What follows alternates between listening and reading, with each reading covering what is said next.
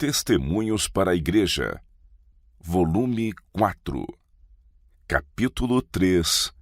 Avançar. Os vastos exércitos de Israel marcharam em alegre triunfo do Egito, cenário de sua longa e cruel servidão. Os egípcios não desejavam consentir com a libertação deles, até serem advertidos com os sinais dos juízos de Deus. O anjo vingador havia visitado cada casa entre os egípcios e ferido com morte o primogênito de cada família. Ninguém escapara, desde o herdeiro de Faraó até o filho mais velho do cativo em seu cárcere. O primogênito dentre o gado também foi morto segundo o mandado do Senhor. Mas o anjo da morte passou por sobre os lares dos filhos de Israel e ali não entrou. Faraó, aterrorizado diante das pragas que desabaram sobre o seu povo, chamou a Moisés e Arão perante si à noite e ordenou-lhes a partida do Egito. Estava ansioso para que saíssem sem demora, pois ele e seu povo temiam que, a menos que a maldição divina fosse removida de sobre eles, a terra se tornaria um vasto cemitério. Os filhos de Israel ficaram felizes ao receber as novas de sua libertação e apressaram-se em deixar o cenário de sua escravidão. Mas o caminho era penoso, e com o tempo a coragem deles falhou. O seu jornar de ar conduziu-os por sobre colinas estéreis e planícies desoladas. Na terceira noite acharam-se cercados de cada lado por cadeias montanhosas, enquanto o Mar Vermelho se lhes apresentava diante.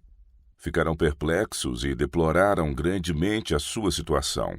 Culparam Moisés por conduzi-los àquele lugar, pois criam que haviam tomado um roteiro errado. Este certamente não é o caminho para o Sinai, nem para a terra de Canaã prometida a nossos pais. Não podemos prosseguir, mas só avançar para as águas do Mar Vermelho ou retornar ao Egito. Então, como que para completar-lhes a miséria, eis que o exército egípcio está em seu encalço.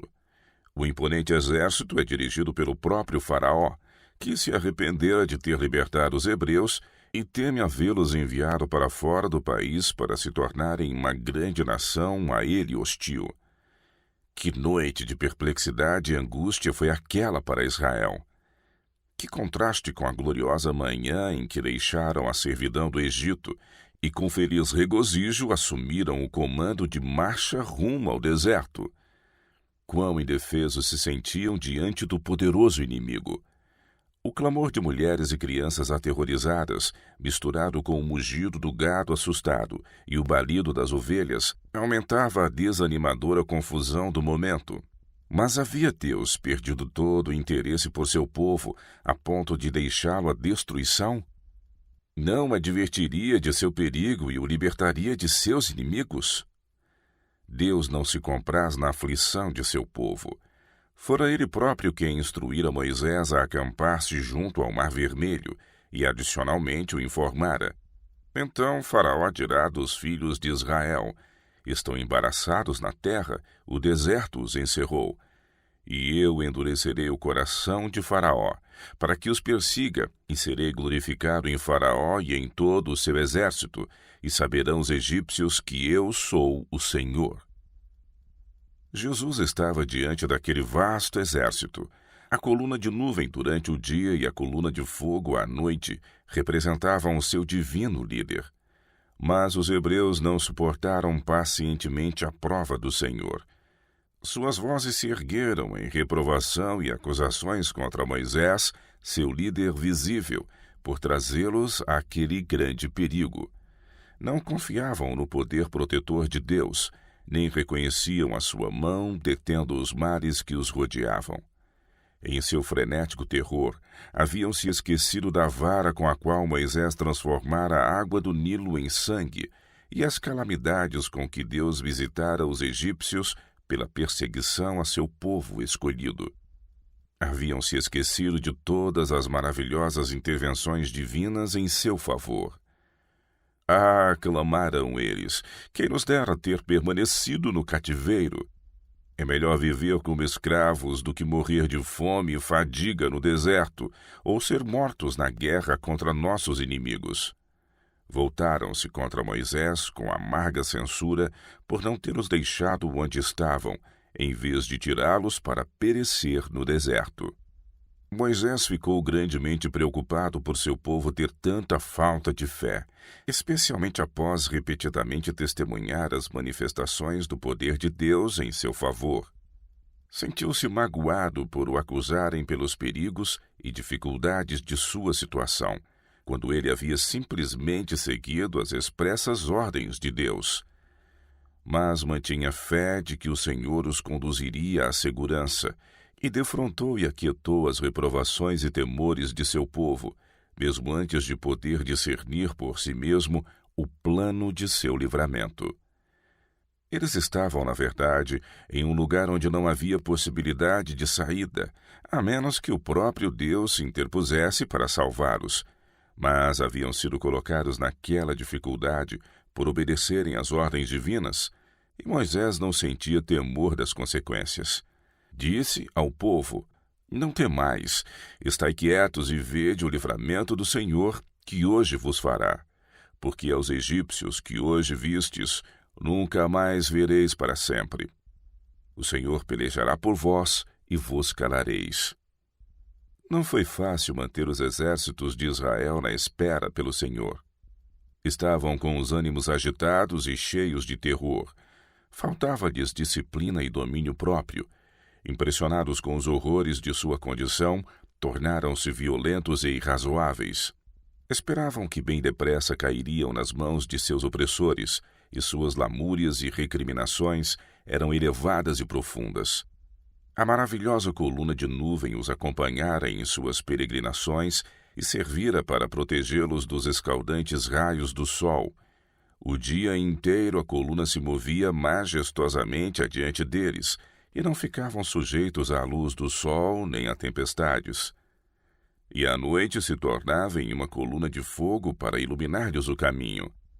Eles a tinham seguido como um sinal de Deus para irem adiante. Agora questionavam entre si se não seria antes a sombra de alguma terrível calamidade prestes a sobrevir-lhes, pois ela não os conduzira para o lado errado da montanha, a um caminho intransponível. Assim, o anjo de Deus parecia às suas mentes iludidas o anunciador de calamidade. Agora, porém, à medida que o exército egípcio dele se aproxima, esperando torná-los fácil presa, a coluna de nuvem eleva-se majestosamente ao céu, passa por sobre os israelitas e desce entre eles e os exércitos do Egito. Uma muralha de trevas interpõe-se entre perseguidos e perseguidores. Os egípcios não mais podem distinguir o acampamento dos hebreus e são forçados a deter-se. Mas, assim como as trevas da noite se aprofundam, a muralha de nuvem se torna uma grande luz para os hebreus, iluminando o acampamento inteiro com o resplendor do dia. Então a esperança de que pudessem ser livrados brota no coração dos filhos de Israel. E Moisés levanta a voz ao Senhor. Então disse o Senhor a Moisés: Por que clamas a mim? Dize aos filhos de Israel que marchem. E tu levanta a tua vara e estende a tua mão sobre o mar, e fende-o para que os filhos de Israel passem pelo meio do mar em seco. Então Moisés, obedecendo à ordem divina, estende sua vara, e as águas se repartem, acumulando-se numa muralha a cada lado, deixando um vasto caminho através do leito do mar para os filhos de Israel. A luz da coluna de fogo brilhou sobre as ondas espumejantes, iluminando o caminho que se formara como um imenso caminho através das águas do Mar Vermelho até perder-se na escuridão da praia distante. A noite inteira soou o ruído dos passos dos exércitos de Israel atravessando o Mar Vermelho, mas a nuvem os ocultou da vista de seus inimigos. Os egípcios, cansados de sua apressada marcha, acamparam-se na praia para passar a noite.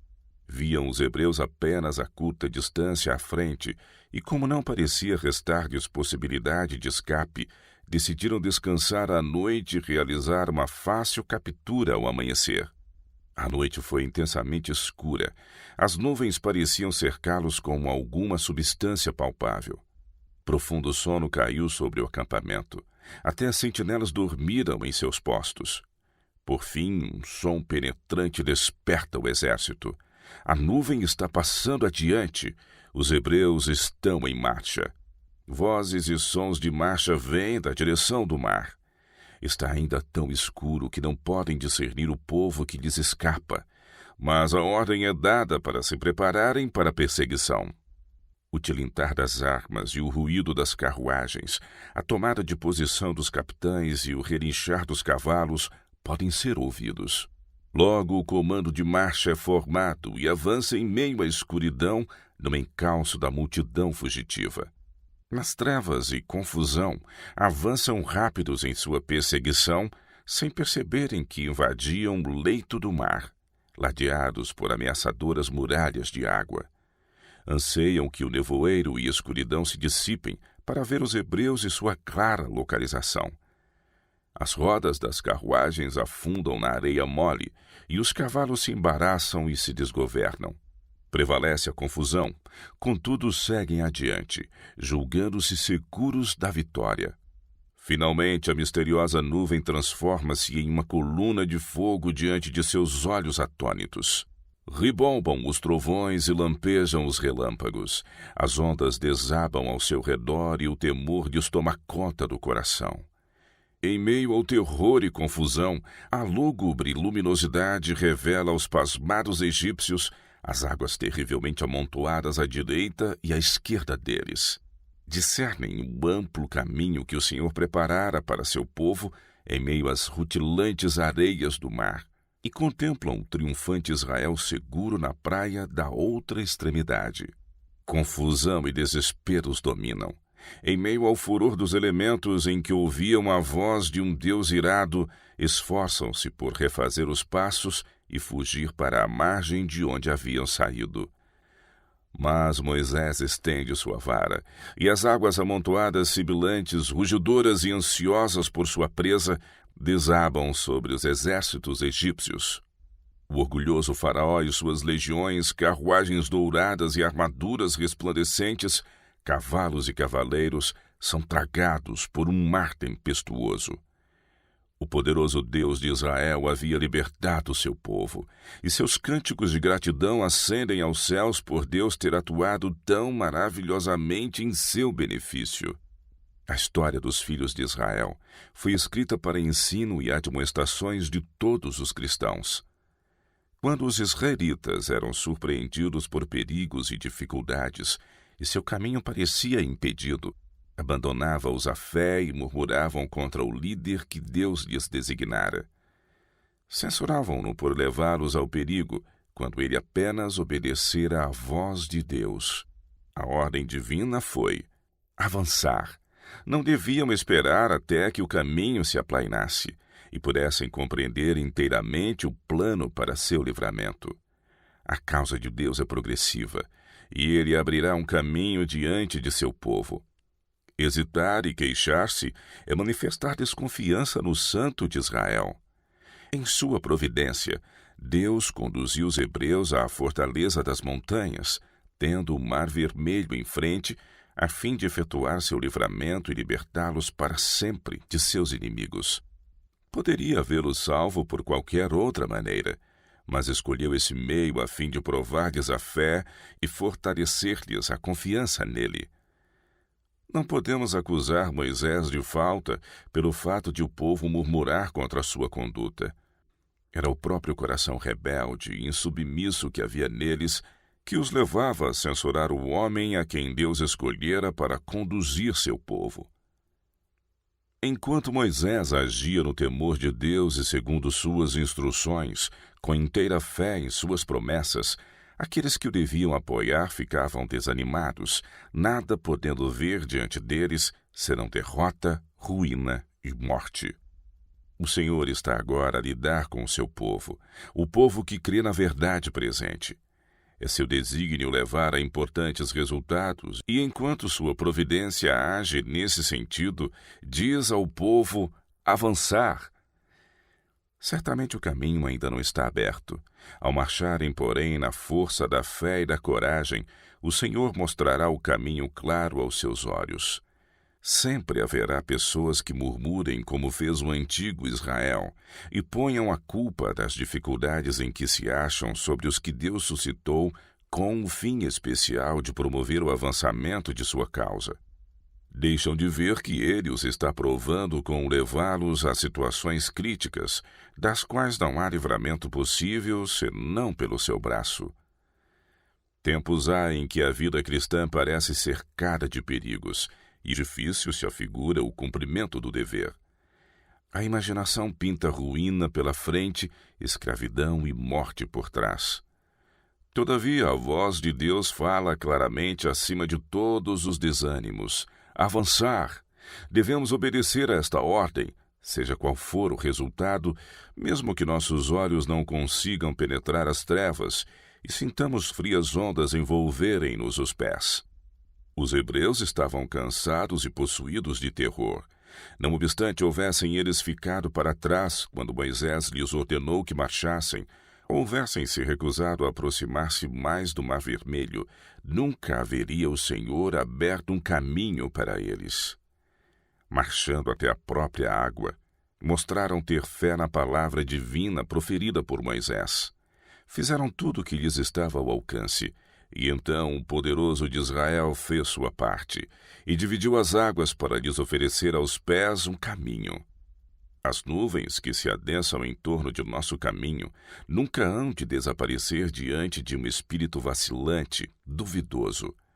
Diz a incredulidade: nunca poderemos transpor estes obstáculos. Esperemos até que sejam removidos e vejamos claramente o caminho. A fé, no entanto, insiste corajosamente no avanço, esperando tudo, em tudo crendo.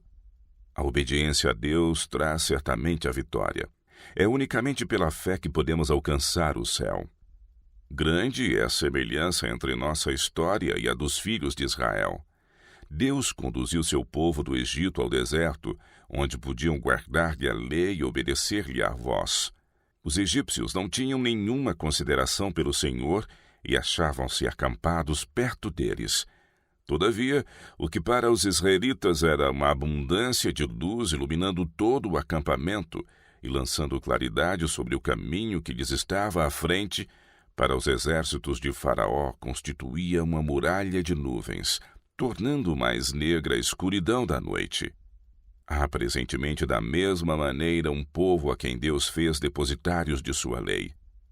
Para os que lhe obedecem, os mandamentos do Senhor são qual coluna de fogo, aclarando e indicando o caminho para a salvação eterna. Para os que os desprezam, porém, são como sombras da noite. O temor do Senhor é o princípio da sabedoria. Melhor que qualquer outro conhecimento é a compreensão da palavra de Deus. Grande galardão há em guardar-lhe os mandamentos, e engodo algum da terra deve levar o cristão a vacilar por um momento em sua lealdade. Riquezas, honras e pompas mundanas não passam de escória que perecerá diante do fogo da ira de Deus. A voz do Senhor ordenando a seus fiéis, avante, prova-lhes frequentemente a fé ao máximo. Caso, porém, eles adiassem a obediência até que se desvanecesse de sua compreensão toda sombra de incerteza e não restasse risco de fracasso ou derrota, jamais eles avançariam. Os que julgam ser-lhes impossível submeter-se à vontade de Deus e confiar-lhe nas promessas até que tudo se aclare e aplaine diante deles, nunca se submeterão absolutamente. Fé não é certeza de conhecimento. É o firme fundamento das coisas que se esperam e a prova das coisas que se não veem. Hebreus capítulo 11, verso 1. Obedecer aos mandamentos de Deus, eis a única maneira de obter-lhe o favor. Avançar deve ser a divisa do cristão.